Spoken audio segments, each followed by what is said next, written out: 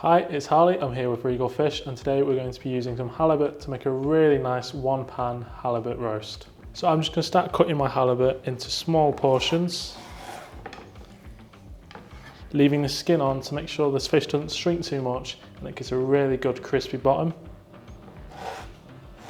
So a really sharp knife should just go straight through.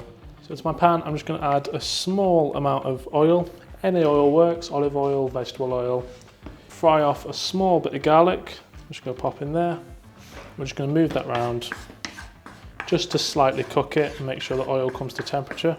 So once the garlic starts to cook and sizzle in the pan, I'm going to take all the halibut portions you've just cut and place them in a neat arrangement around the pan.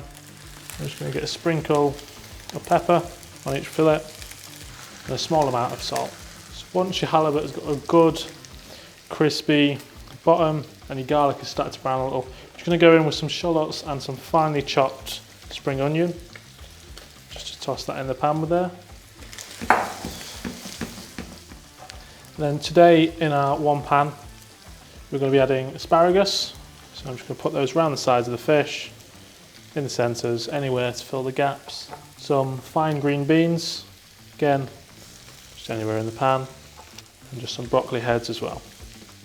After you've added all your veg, turn your pan down to a medium-high heat.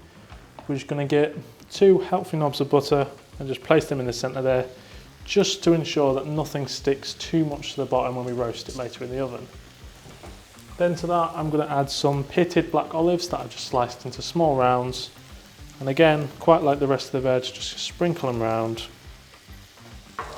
We're just going to let this cook for another 2 minutes just to make sure everything is melted in and the skin is really crispy, and we'll pop it in the oven for about 10 minutes or until your fish is cooked to however you like it. So because halibut is such a delicate and mild fish, it doesn't carry a lot of flavour in itself as fish. So we have to add a lot of it with stronger herbs like rosemary, and I'm going to add some lemon slices just on top of each fillet and around them, just to ensure that we're getting as maximum flavour as we can into the fish. So just some pretty thick lemon wedges there on top of the fish. So once you begin to smell all your flavours melding together, your fish, your rosemary, a bit of your lemon, your olives and your shallots, we're going to roast it in the oven at 180 degrees for 10 minutes, like I said, to the dependence on how you want your fish cooked. I'm just going to leave it to just do its thing. After about 10 minutes, the halibut's fully cooked. While that was cooking, I did boil down some new potatoes with a bit of rosemary, salt and black pepper, boiled them down until they're soft, added a bit of butter to them and roast them just until they get a nice bit of crispy skin.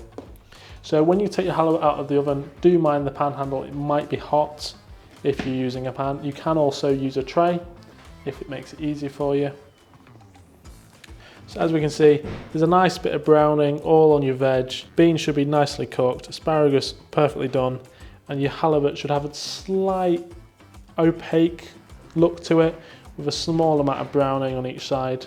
So I'm just going to get a plate and plate this up really nice. So I've laid it out on my plate, put all the veg on the bottom, then just place the fish gently on top, added my boiled new potatoes and just a small bit of watercress just to add a bit more liveliness into the dish. And that is it, that is how you cook our one pan halibut meal.